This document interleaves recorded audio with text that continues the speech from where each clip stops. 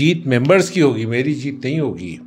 Members ही जीतेंगे बदलाव के नाम पे। मेंबर्स जब जीत के आएंगे तो वो सारे काम होंगे जो मेंबर्स चाहते हैं। मेंबर्स क्या चाहते हैं? मेंबर्स वो चाहते हैं जिस काम के लिए ये सेंटर बनाया गया था वही काम हो, ताकि मुसलमानों की तरक्की हो सके, जो गलतफहमियाँ मुसलमानों के प्रति दूसरे लोगों में है वो दूर हो सके, जो इस्लाम की अच्छी वैल्यूज़ हैं वो दूसरों को समझाए जा सके। ये सारे काम के लिए है। और मेंबर्स की जीत तब होगी जब ये इलेक्शन बदलाव के नाम पे उन सबको रिजेक्ट कर देगा जो पहले से इस सेंटर में इन्वॉल्व रहे हैं किसी न किसी पोजीशन पे। यही इम्पोर्टेंट बात है कहने की भी और समझने की। स्वागत है आपका जर्नो मिरर में। मैं Mohammad Ali. Indian Islamic culture centre का चुनाव जल्द ही होने वाला है। 11 अगस्त को वोटिंग होगी। सभी उम्मीदवार मेंबर्स से मिलकर अपने पक्ष में मेंबर्स को वोटिंग करने की अपील कर रहे हैं। इसी कड़ी में हमारे साथ मौजूद हैं आईसीसी के उम्मीदवार आसिफ हबीब साहब। तो आइए उनसे बातचीत करते हैं और जानने की कोशिश करते हैं किस तरह से उनकी कैंपेन चल रही है और क्या लगता है, कितनी उम्मीद है उनको। आसिफ साहब, किस तरह कैंपेन चल रही है आपकी? कैंपेन तो आप लोग बताएंगे, क्योंकि हम लोग तो एफर्ट्स कर रहे हैं पिछले 6 महीने से। आधी जीत तो हमको SGPA में मिल गई थी 75 साल वाले उम्र के बारे में। अब आधी जीत का मामला ये है कि इंशाल्लाह मेंबर्स अपना एतमाद देंगे तो हम लोग जीत जाएंगे। आप लोग मेंबर्स से बात भी कर रहे होंगे, मिल रहे होंगे, किस तरह का रिस्पांस है, क्या लग रहा है मेंबर्स आपके सब? मेंबर्स बदलाव चाहते हैं। बदलाव के नाम पे हम लोग सारे लोग वो हैं जो नई टीम है, नए लोग हैं और नए प्रोफेशनल्स हैं। और इस बार पहली बार ऐसा हुआ है कि हम जैसे नए लोग इस टीम के साथ वो सारी बातें कर रहे हैं जिसके लिए सेंटर बनाया गया था। क्या मुद्दे हैं आपके? आप कह रहे हैं मेंबर्स बदलाव चाहते हैं, तो बदलाव क्यों चाहते हैं? कुछ तो इशूज़ होंगे। ये तो मेंबर से पूछिए क्यों बदलाव चाहते हैं। लेकिन आप हमसे पूछे तो हम मेंबर भी हैं तो हम बता सकते हैं एज ए मेंबर। वहाँ सेंटर जिस चीज़ के लिए बनाया गया था, जो इसके मेन एम्स एंड ऑब्जेक्टिव्स हैं, उसके ऊपर कोई ऐसा काम नहीं हुआ है। और जिसकी वजह से मेंबर्स बहुत परेशान है कि सेंटर बनाया क्यों गया था और आज क्या बन के रह गया है। आज जो है बस वो बैंक्वेट हॉल बन गया है, वहाँ होटल बन गए हैं, कॉफ़ी शॉप बन गए हैं, शादियाँ करनी, पार्टी करनी है वो बन गया है। जो ऑडिटोरियम है उसमें आप कल्चरल एक्टिविटीज़ के बजाय सिर्फ म्यूज़िकल नाइट हो रही है, नाच गाने हो रहे हैं। अरे वो ऑडिटोरियम इसलिए बना था कि वहाँ से इंटरफेस डायलॉग हो सके, उसमें इंटेलेक्चुअल्स आके बात कर सकें। वहाँ तो ये सारी चीज़ें हो रही हैं, तो जो बेसिक रीज़न था वो तो डिफीट हो गया ना। तो एज ए मेंबर हम चाहते हैं कि बदलाव होना चाहिए और बदलाव के बाद वो टीम आए जो बेसिक एम एंड ऑब्जेक्टिव्स के ऊपर काम करे जिसके लिए सेंटर बनाया गया था। आसिफ साहब, आप कैंडिडेट भी हैं, मेंबर भी हैं, तो कैंडिडेट के नाते आपका कुछ विज़न होगा जो आप मेंबर्स के सामने रिप्रेजेंट कर रहे हो। क्या विज़न है आपका? अगर आप जीतते हैं तो क्या करेंगे? विजन में बहुत सी चीज़ें हैं, 11 पॉइंट्स हैं। वो हम आपको सर्टिफिकेट दे देंगे। जो मेंबर्स को सर्टिफिकेट भेजे जा रहे हैं जिसका नाम सर्टिफिकेट ऑफ कमिटमेंट है, और उसमें 11 पॉइंट्स हैं। सबसे पहला पॉइंट तो ये है कि मेंबर्स को वो बेसिक फैसिलिटीज़ मिलना चाहिए जिसके वो हकदार हैं। और उसमें बहुत सी चीज़ें हैं, जैसे एक मेन चीज़ है कि मेंबर्स के लिए कोई ख़ास लाउंज नहीं जहाँ पर वो बैठें और अपनी बात कर सकें, और वो जगह सिर्फ मेंबर्स के लिए अलाउड हो, ना कि वो पब्लिक प्लेस बन जाए जैसे कि कॉफ़ी शॉप वहाँ का बना हुआ है। दूसरी बात ये है कि अब जो मेंबरशिप अभी तक जो दी जाती थी वो एक ख़ास मकसद के वजह से दी जाती थी, वोट बैंक की पॉलिसी पे दी जाती थी, और जब तक एक आदमी उसको ओके नहीं करता था तब तक मतलब प्रेसिडेंट जब तक ओके नहीं करता था तब तक मेंबरशिप होती नहीं थी। हम आएंगे तो मेंबरशिप क्राइटेरिया बदल जाएगा। मेंबरशिप क्राइटेरिया एक आदमी के हाथ में नहीं रहेगा, कम से कम 5 लोगों की कमेटी होगी, वो डिसाइड करेगी किसको मेंबरशिप देना है किसको नहीं देना है। तो ये एक आदमी का जो गलबा था या एक आदमी का जो कंट्रोल था वो ख़त्म हो जाएगा। मेंबरशिप देना एक कमेटी का काम होना चाहिए। ये थोड़ी कि मेरी खुद मेंबरशिप 4 साल बाद में मिली है। 2017 में अप्लाई किया था, 2020 नवंबर में मिली है। तो पता नहीं, मुझे नहीं मालूम क्यों हुआ।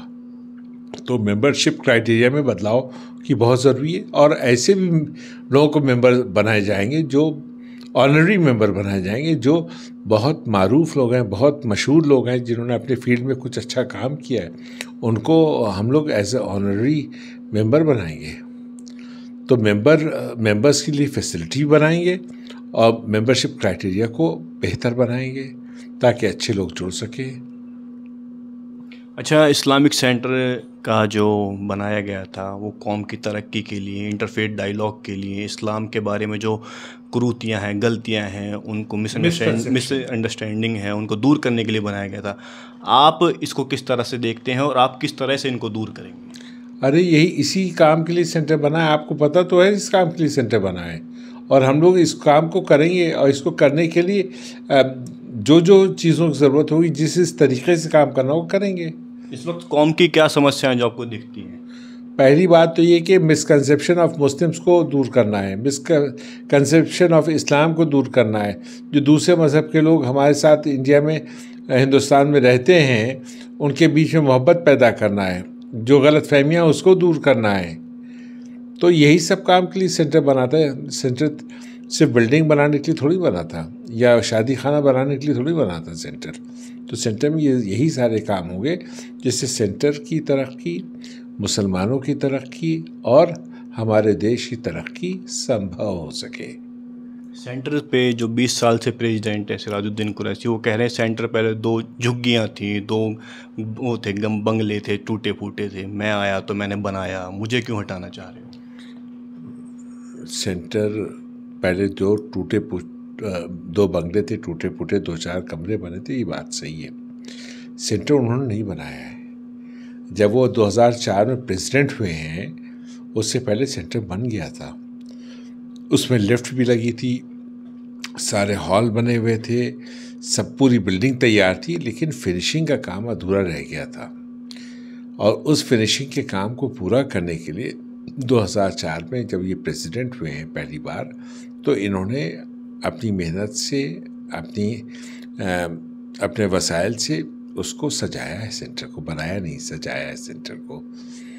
लेकिन ये सजावट का काम 2004 से 2006 तक में पूरा हो गया था, और ये 2004 से 2009 तक के लिए प्रेसिडेंट बनाए गए थे।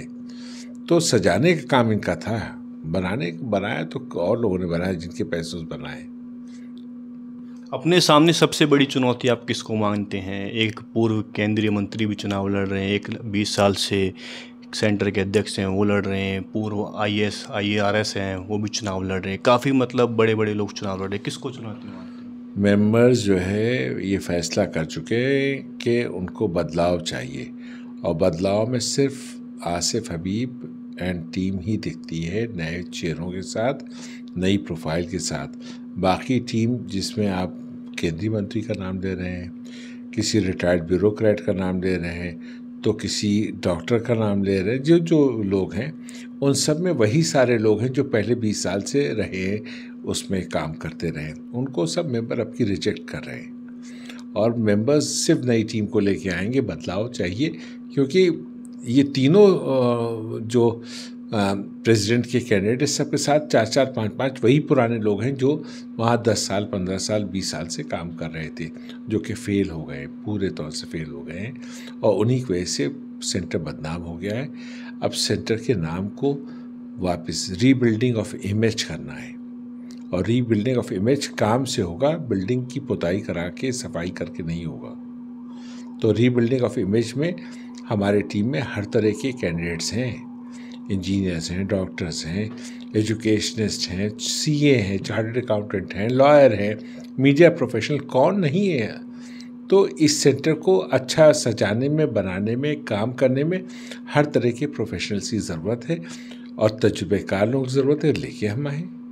आसिफ साहब, हम देख रहे हैं काफ़ी टाइम से इस चुनाव को कवर कर रहे हैं कि सभी लोग प्रोग्राम करवा रहे हैं, उसमें भीड़ इकट्ठी कर रहे हैं, लेकिन आपका मतलब ऐसा कुछ नहीं दिख रहा है। आप किस तरीके से लोगों को हैंडल कर रहे हैं, मैनेज कर रहे हैं? ये भीड़ और दिखाते हैं बेवकूफ़ बनाने के लिए। 25 मेंबर होते हैं और 200 पब्लिक होती है, तो मेंबर्स इतने बेवकूफ़ नहीं हैं।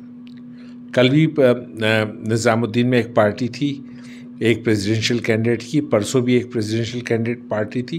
25-30 मेंबर के बीच में 200-250 लोग वो हैं जिनका कोई सेंटर से ताल्लुक़ नहीं है। तो ये मेंबर्स को बेवकूफ़ समझिए इस तरह की भीड़ इकट्ठा करते हैं, मुझे नहीं मालूम। जहाँ तक हम लोग का सवाल है, हम लोग के 1-to-1 कॉन्टैक्ट्स हैं, मेंबर्स को हम लोग लिख रहे हैं, पढ़ रहे हैं, उनकी बात सुन रहे हैं, उनकी बात उठा रहे हैं, डिफरेंट व्हाट्सएप ग्रुप में उनकी बात उठाते हैं। तो ये भीड़, ये मेंबर्स को बेवकूफ़ ना समझे, मेंबर्स बहुत समझदार हैं। शुक्रिया। तो ये थे आसिफ हबीब साहब, जिनका कहना है कि मेंबर्स बेवकूफ़ नहीं हैं, मेंबर्स इस बार बदलाव चाहते हैं और सोच समझ कर वोट करेंगे।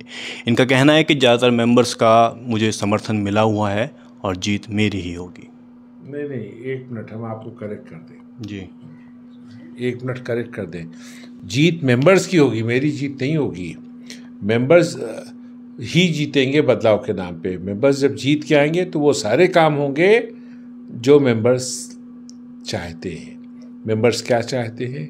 मेंबर्स वो चाहते हैं जिस काम के लिए ये सेंटर बनाया गया था वही काम हो, ताकि मुसलमानों की तरक्की हो सके, जो गलतफहमियाँ मुसलमानों के प्रति दूसरे लोगों में वो दूर हो सके, जो इस्लाम की अच्छी वैल्यूज़ हैं वो दूसरों को समझाए जा सके। ये सारे काम के लिए हैं। और मेंबर्स की जीत तब होगी जब ये इलेक्शन बदलाव के नाम पे उन सबको रिजेक्ट कर देगा जो पहले से इस सेंटर में इन्वॉल्व रहे हैं किसी न किसी पोजीशन पे। यही इम्पोर्टेंट बात है कहने की भी और समझने की।